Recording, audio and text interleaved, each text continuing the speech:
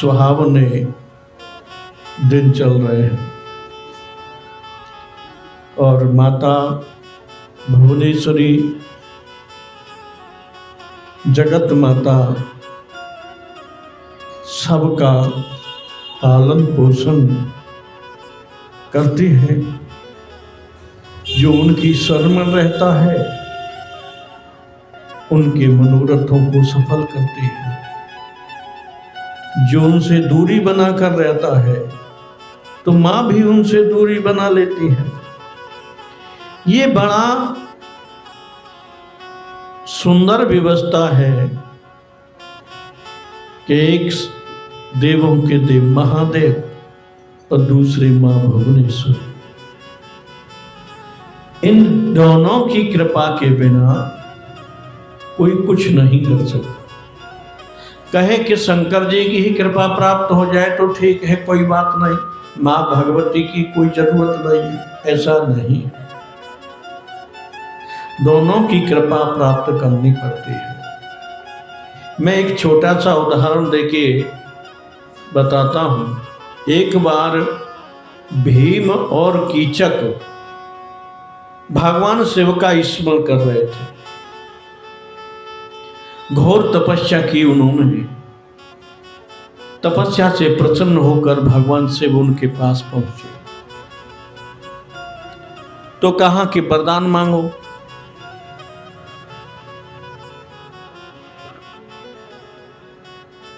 भीम ने कहा मुझे 1000 हाथियों का बल चाहिए।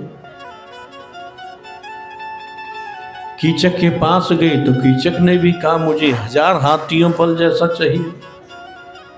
महादेव ने दोनों को दे दिया, तथास्तु। तो बराबर योद्धा हो गए। 10,000 का बल दोनों के पास था। भगवान भोलेनाथ अंतर्ध्यान हो गए। कीचक और भीम चलने लगे। भीम ने कहा यहाँ पास ही माँ भगवती का स्थान है, चलो भगवती के पास चलते हैं, उनको भी प्रणाम कराएं। उनके पति ने ही तो हमें वरदान दिया है, उनको प्रणाम करके चलते हैं। कीचक ने कहा कि जो था सो हमने सब ले लिया, अब माँ के पास क्या रखा है? माँ के पास कुछ नहीं है, चलो तुझे जाना है तो जा, मैं तो जाता हूं। कीचक अपने राजधानी में चला गया, वहां राज्य भोगने लगा। भीम सीधे माँ भगवती के पास गए, पार्वती माँ को चरणों में प्रणाम किया। माँ ने कहा कि बेटा तू और कीचक दोनों तप कर रहे थे, कीचक कहाँ है? बोला माँ वो तो घर चला गया। बोल तेरे साथ नहीं आया? बोल नहीं आया। क्या कहा कि माँ के पास क्या रखा है? तो ना रखा है माँ के पास, चल। बोलो कह के चला गया, मैं तो तुम्हारे पास आया हूँ। माँ ने कहा ठीक है, तो तू ही उसका वध करेगा, मैं तुझे आशीर्वाद देती हूं। दोनों के पास बराबर बल, लेकिन माता ने आशीर्वाद दे दिया कि चल तू ही उसका वध करेगा। तो बल बढ़ गया भीम का। तो माँ की और पिता की दोनों की आवश्यकता है। कहीं लोग माँ की ही आवश्यकता को अधिक समझते हैं, पिता की आवश्यकता न्यून कर देते हैं। कहीं पिता की आवश्यकता अधिक समझते हैं, माँ की आवश्यकता न्यून कर देते हैं। लेकिन जगत में दोनों की ही आवश्यकता होती है। तो ये दोनों के दिन अवसर ऐसे अच्छे चल रहे हैं कि जो इनकी आराधना सेवा पूजा कर रहे हैं उन पर ये कृपा करते हैं तो उसे फिर माला माल भी बना देते हैं। इनकी कृपा की कुछ महिमा कही नहीं जा सकती। तो सनत कुमार जी बोले नंदीश्वर से कि नंदीश्वर जी, हम एक महादेव जी का वो अवतार सुनना चाहते हैं जो उन्होंने वृषभ का अवतार लिया। वृषभ का माने बैल का अवतार लिया। नंदीश्वर बड़े मुस्कराए, हंसे, बोले देखो भगवान के जितने चरित्र हैं और जितने पुराण शास्त्र वेद हैं उनमें इस तरह से लिखा गया है, इस तरह से वर्णन मिलता है कि दुष्ट लोग की बुद्धि खराब हो जाती है। कोई भी चीज देख लेना, रामायण पढ़ेंगे, तुम भक्त हो तो बुद्धि सुधर रहेगी, अगर भक्त नहीं हो तो निश्चित रूप से तुम्हारी बुद्धि उससे मोह प्राप्त करेगी, पाप करने की चेष्टा रखेगी। चाहे भागवत पढ़ो, चाहे शिव पुराण पढ़ो, चाहे विष्णु पुराण पढ़ो, कोई भी पुराण पढ़ो, जब तक वो सत्य पर नहीं है तब तक उसमें से नहीं समझ सकता, और वो असत्य पर है फिर भी पढ़ता है तो उसकी बुद्धि निश्चित रूप से मोह को प्राप्त होगी और वो पतन को ही जाएगा। ऐसा कह करके नंदीश्वर जी हंसे। अब सनत कुमार जी ने सुना, सनत कुमार जी ने कहा, प्रभु आपने बड़ी विचित्र बात कही है कि भगवान के गुण, भगवान की कथा सुनने से संत जन सज्जन लोग ही आराम पाते हैं, विश्राम पाते हैं, दुष्ट लोग तो और अशांति प्राप्त करते हैं। नंदीश्वर ने कहा, हाँ ये बात तो सत्य है, लेकिन इसका अनुभव भी हर कोई नहीं कर सकता, और जिसने अनुभव किया है वो जान जाता है कि इसमें से हमको क्या मिल रहा है और किसी को क्या मिल रहा है। तो भगवान बृहस्पति के अवतार का वर्णन करते हुए नंदीश्वर जी ने कहा, हे सनत कुमार, हे ब्रह्मा पुत्र, एक बार देवता ने एक सम्मेलन रखा और आपस में विचार किया कि भाई हम बूढ़े हो जाते हैं, रोग लग जाता है, बूढ़े नहीं हो और रोग न लगे, इसके लिए कोई उपाय करना चाहिए। इस उपाय को ध्यान में रखते हुए वो ब्रह्मा जी के पास गए। ब्रह्मा जी ने कहा, बात तो तुम्हारी अच्छी है भाई, हम लोग देवता हैं, हम तो अमर होना चाहिए, अजर होना चाहिए, न बुढ़ापा आए न हम मरे, वो विद्या हमको मिलनी चाहिए। ब्रह्मा जी लेकर के विष्णु जी के पास गए। विष्णु जी ने कहा, बिल्कुल ठीक है, ऐसा होना चाहिए। तो उन्होंने कहा, एक काम करो, विष्णु जी को पता थी कि सागर में बहुत से रत्न भरे हैं और उसमें अमृत भी है, और वो अमृत ऐसा है जिसको पीने से न कोई रोग लगता है, न बुढ़ापा आता है और अमर हो जाते हैं। देवताओं को वो बात कहते, और कुछ गुप्त रूप में भी उन्हें और भी पता था कि इस सागर में बहुत बहुत रत्न कीमती हैं, और उन्हें यह भी पता थी कि इसमें भृगुपुत्री लक्ष्मी भी क्षीर सागर में है। अब तो क्षीर सागर का मंथन कराने के लिए विष्णु ने सब कह दिया। देवता तैयार हुए। विष्णु जी ने कहा, देवताओं, तुम्हारे बस का रोग अकेला नहीं है कि तुम क्षीर सागर का मंथन कर सको, इसके लिए तुम्हें राक्षसों की सहायता लेनी होगी। दानव और दैत्य दोनों मिलकर समुद्र का मंथन करो, इसमें बहुत सारे रत्न हैं और अमृत भी है, बहुत रत्न है, हम सब लोग मिलकर बांट लेंगे। देवताओं ने कहा कि ये राक्षस तो युद्ध करेंगे, झगड़ा करेंगे, जब कोई चीज निकलेगी अच्छी लगेगी तो ये मांगेंगे और हमें अच्छी लगेगी तो हम लेंगे। विष्णु जी ने कहा, देखो ये राक्षस लोगों की बुद्धि भ्रष्ट होती है, ये स्त्री पर मरते हैं, तो ऐसा करो, ऐसा करेंगे, चिंता न करो, कोई न कोई ऐसा प्लान युक्ति सोचेंगे कि राक्षस फंस जाए मोह में, माया में। तो इंद्र ने राजा बलि से बात की। राजा बलि उस समय राजा थे राक्षसों के। राजा बलि ने हाँ की तो सब तैयार हो गए। अब मंथन कैसे करें? क्षीर सागर तो बहुत बड़ा विशाल सागर है, बड़ा गहरा है। तो सब देवता लोग एकत्रित हुए, राक्षस भी आ गए, अब विचार करने लगे कैसे मंथन हो।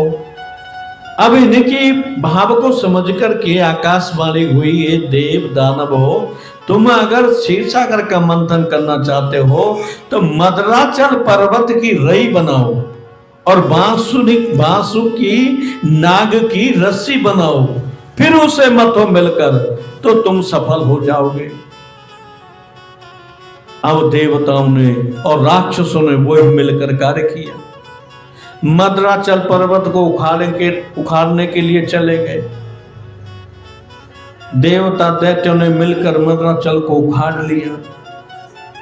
अब समुद्र में क्षीर सागर में डालने के लिए उसे लाने लगे, लेकिन जैसे ही क्षीर सागर के तट पर पहुंचे, समुद्र के नजदीक ही मदराचल पर्वत देवता दैत्यों के ऊपर गिर पड़ा। उनसे सवाल नहीं, देवता भी दब गए और दैत्य भी दब गए। बहुत से राक्षस मारे गए, बहुत से देवता मारे गए। लेकिन कुछ समय बाद उन्हें होश आया, अब उसमें से निकल न सके तो बड़े दुखी हुए। तब उन्होंने भगवान शिव की आराधना की और उनसे बल मांगा। भगवान शिव ने तथास्तु कहा कि ठीक है, तुम्हें मैं बल देता हूं, तुम इस सागर को मथ लो। बल मिलते ही देवता दानव ने उस मदराचल को उठाया और सागर के उत्तर की तट पर ले जाकर उसे जल में डाल दिया। बांसुरी नाग की रस्सी बनाई और उसे मथानी से देवता दानव में युद्ध होने लगा कि सिर की तरफ कौन लगेगा, पैर की तरफ कौन लगेगा, पूंछ की तरफ। बांसुरी नाग सुदेवता बड़े होशियार थे कि मुंह की तरफ लगेंगे तो ये जहर बोलेगा, जब इस पर चक्र चलेगा घूमेगा तो जल जाएंगे, मर जाएंगे। तो वो पहले जाकर के पूंछ की तरफ लग गए। दैत्यों ने देखा कि तो हमारे साथ छल हो रहा है, तो उन्होंने कहा हम लगेंगे उधर, तुम आओ इधर, तुम हमसे बड़े हो, बड़े के नाते तुम पूंछ पर लग। बृहस्पति जी ने कहा कि भैया तुम बलवान हो, वीर हो, देवता कमजोर है, इसलिए तुम लग जाओ। तो उन्हें तुरंत अहंकार अभिमान हो गया कि हाँ हम बलवान हैं, हमसे बड़ा कौन है। तुरंत वो सिर की ओर लग गए। जब मंथन होने लगा तो उसमें से सबसे पहले भयंकर विष निकला। अब विष को निकलते ही पूरा संसार जलने लगा, देवता भी जलने लगे, दैत्य भी जलने लगे, सब विचलित हो गए। विष्णु जी से कहा कि आप इसे रोको, ब्रह्मा जी से कहा रोको, लेकिन किसी के बस की बात नहीं रही।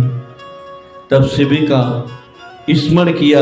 शिव ने आकर के वहां संसार की रक्षा के हितार्थ उस विष को अपने मुंह में पान किया और कंठ में रख लिया। तब से नाम उनका नीलकंठेश्वर पड़ गया। फिर उसमें से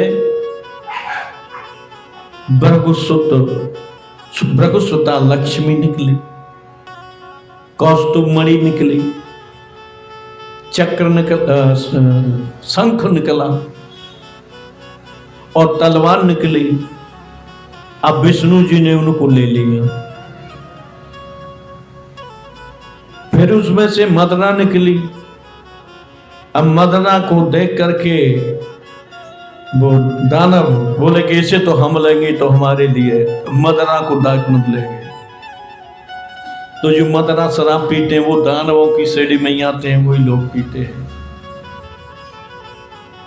फिर उसमें से उच्च श्रवा घोड़ा निकला। सूर्यदेव आ गए, कैसे तो मुझे दे दो, मुझे बहुत घूमना पड़ता है, ले लिया। अब उसमें से ऐरावत हाथी निकला, वज्र निकला, पारिजात निकला। इसे इंद्र ने ले लिया कि भाई अब इससे मुझे दे दो, आगे जो निकलेगा तुम ले लेना। अश्विनी वैद्य निकले, धन्वंतरी वैद्य। धन्वंतरी वैद्य निकले तो देवता और दानव आपस में विचार करने लगे कि इसे हम ले ले। तभी वह मनुष्य पहुंच गए, हम आप लोग। मनुष्य ने कहा भैया वैद्य की जरूरत तो हमें पड़ेगी, तुम तो सब कुछ करते रहते हो, तुम तो देवता हो, दानव हो, बलवान हो, हम कहाँ जाएंगे? हम इस वैद्य से अपना जीवन निकालेंगे। क्यों कि तुम अमृत तो हमको दोगे नहीं, क्योंकि अमृत के लिए तुम खुद ही लड़ोगे, हमें कहाँ से मिलेगा? इसलिए इस धनवंतर वैद्य को दे दो। मनुष्यों को वो वैद्य दे दिए। अब उसमें से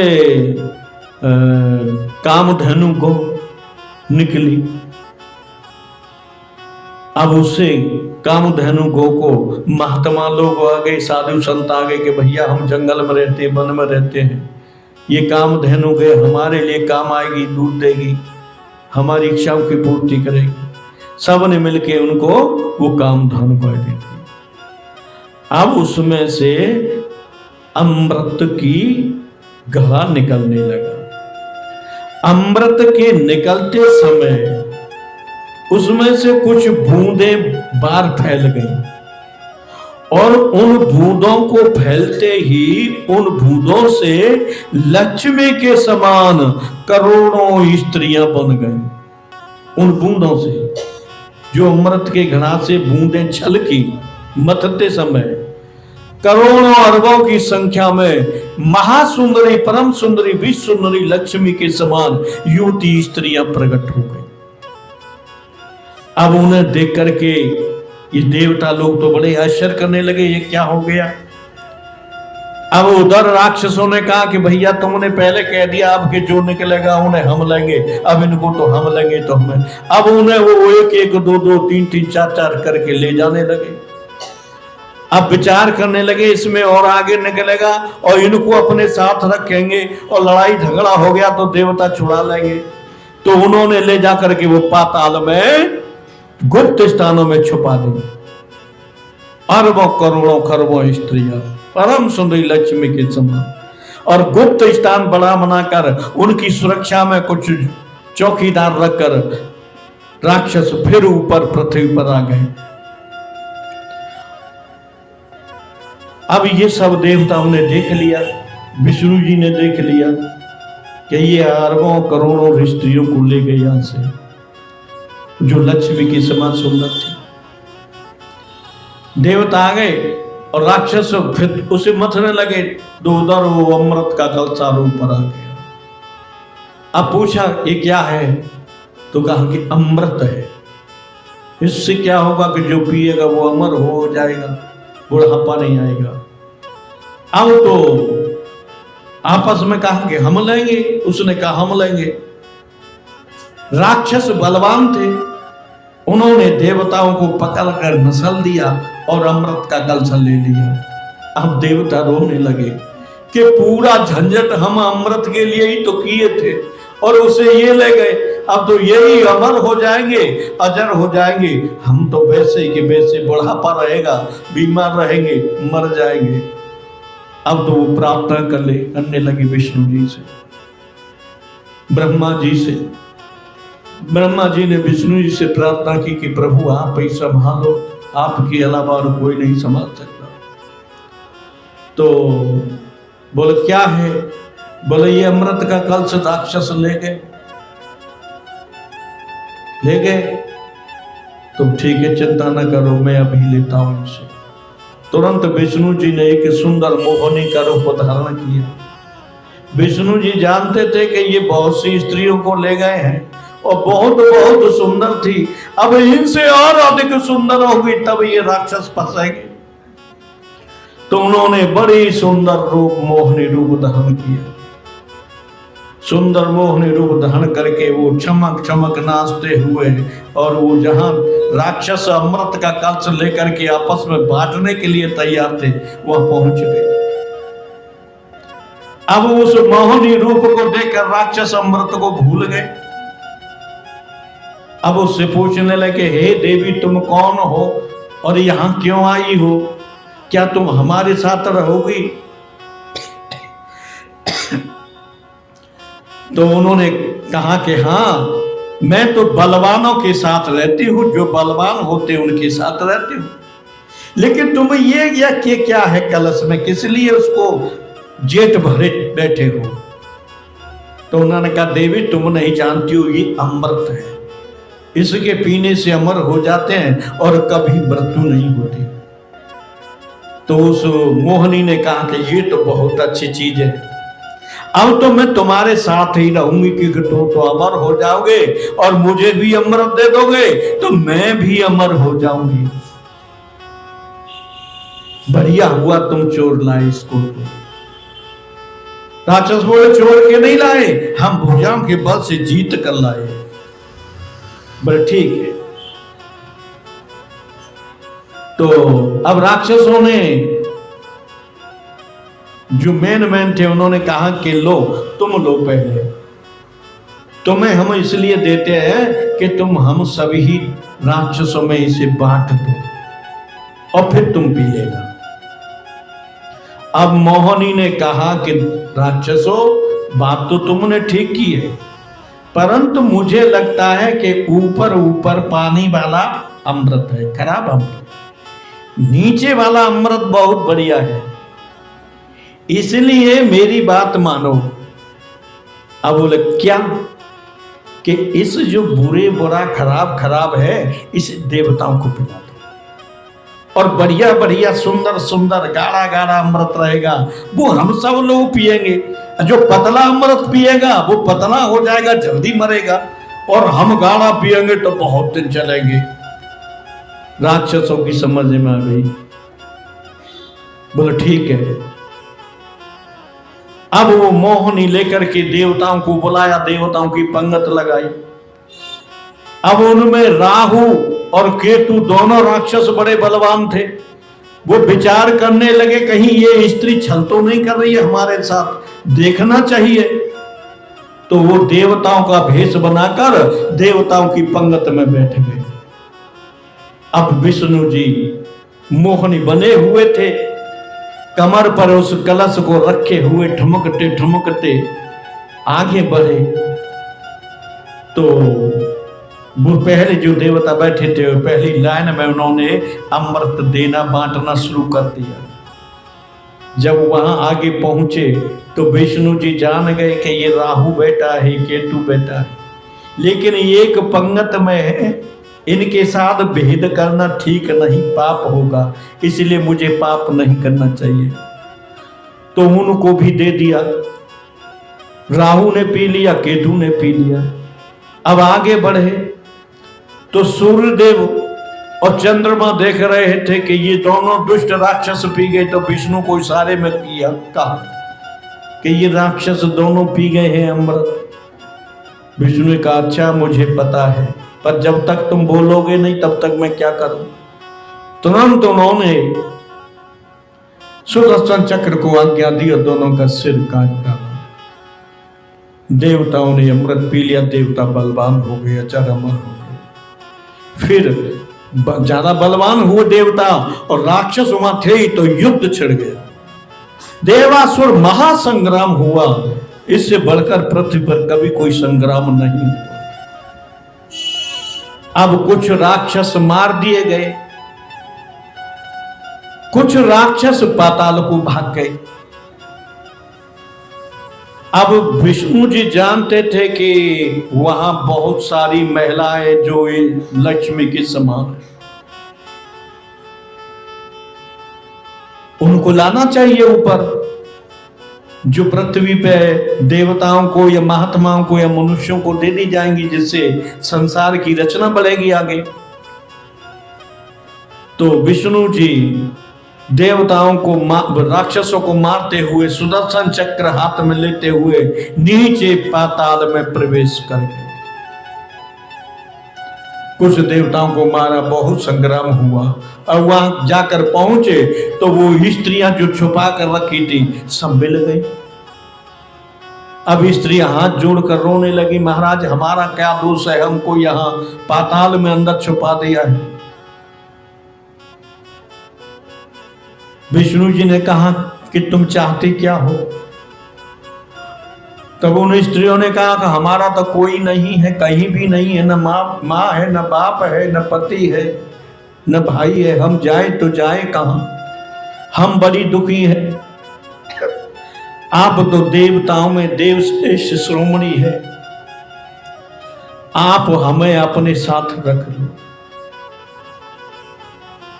विष्णु जी विचार करने लगे, एक लक्ष्मी ऊपर बैठी और ये अरबों करोड़ों लक्ष्मी यहां है, क्या कर।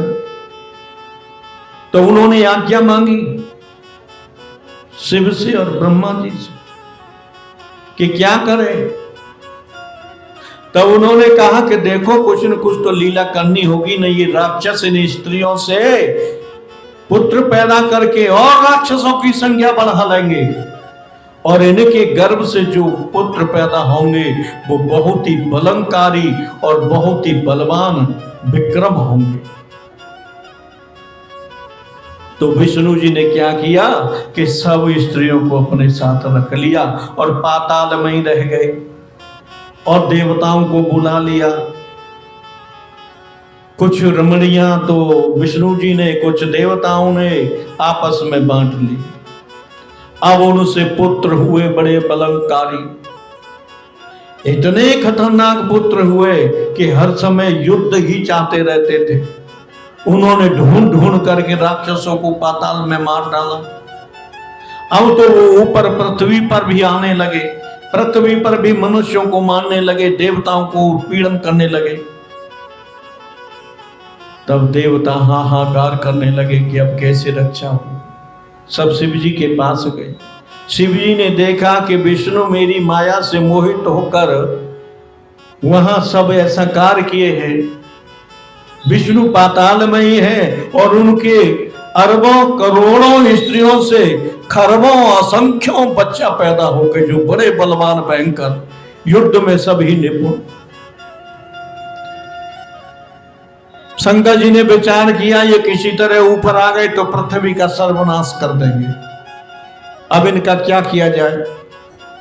तो नंदीश्वर जी कहते हैं सनत कुमार जी, भगवान शिव ने उसी समय पर वृषभ का अवतार लिया, बैल का अवतार लिया और बैल का अवतार लेकर के तुरंत वो पाताल में प्रवेश कर गए। अब भगवान विष्णु के जितने पुत्र थे जो युद्ध में विशारद निपुण बलंकारी विक्रम, उनसे बैल बने शिव ने युद्ध किया। जो जो राक्षस रूप में वो आते थे सबको बैल रूप भगवान से मारते चले गए। अब तो पाताल में बड़ा कोहराम मच गया। विष्णु जी अंदर शयन किए थे, उन्हें पता चला कि मेरे पुत्रों का वध हो रहा है। तुरंत विष्णु जी निकले वहां से और उस वृषभ के सामने आए। बहुत युद्ध किया विष्णु जी ने, अपने दिव्य अस्त्र शस्त्र उन पर छेड़े। उस बैल ने भी भयंकर युद्ध किया, अपने सींग से खुर से राक्षसों को, देवताओं को, जो जो वहां थे, जो उनसे युद्ध करने आए, भगवान विष्णु के पुत्र जितने थे सबसे युद्ध शुरू हो गया। विष्णु जी ने देखा कि अब तो बहुत ज्यादा उपद्रव बढ़ गया है, तो उन्होंने तुरंत शिव जी पर सुदर्शन चक्र छोड़ दिया। अब उस बैल रूप बने शिव ने सुदर्शन चक्र को अपने सींग से नष्ट भ्रष्ट कर दिया। अब तो विष्णु के पास सुदर्शन चक्र भी नहीं रहा। उसी समय विष्णु जी को उस बैल रूप कृष्ण शिव ने अपने पैरों से और खुरों से विष्णु जी को इतना भयंकर पीड़ा दी कि वो त्राहि त्राहि करने लगे, उनके शरीर से रक्त बहने लगा, बहुत व्याकुल हो गए। उन्हें लगा कि अब मैं मरने ही वाला हूं। तब उन्हें शिव का ध्यान आया।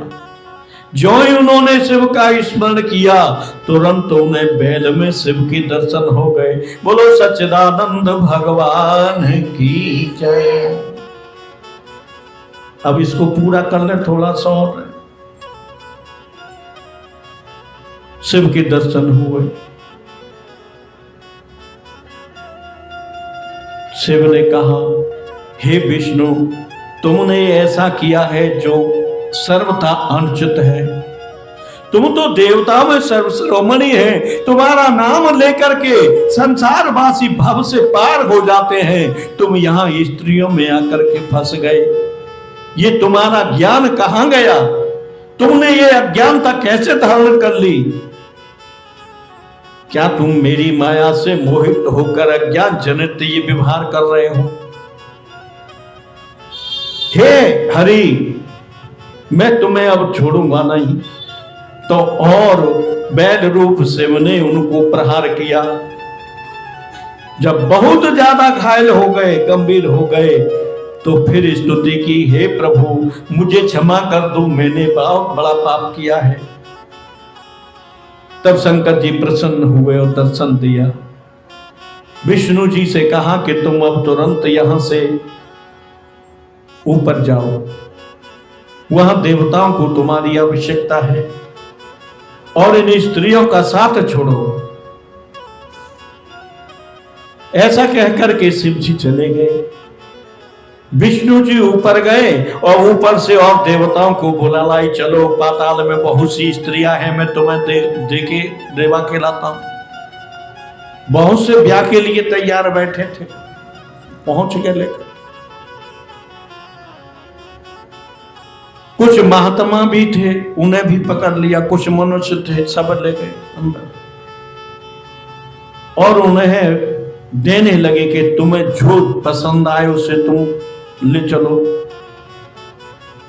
उसी क्षण भगवान शिव प्रकट हुए, फिर विष्णु को डांटा, हे विष्णु तुम ये नाटक बंद करो, ये उचित नहीं है। तब विष्णु ने कहा कि इनका होगा क्या? इनका कोई नहीं है जगत में, न इनका मां है, न बाप है, न पति है, फिर इनका क्या होगा?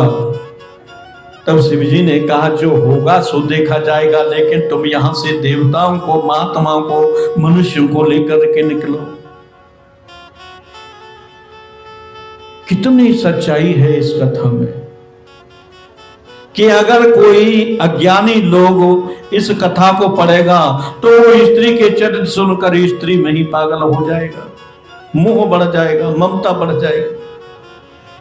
लेकिन उन स्त्रियों को भी समझना चाहिए कि जिनका कोई माता नहीं है, जिनका कोई पिता नहीं है, जिनका कोई पति नहीं है, जिनका कोई भाई नहीं है, उनका जीवन कैसे व्यतीत होगा?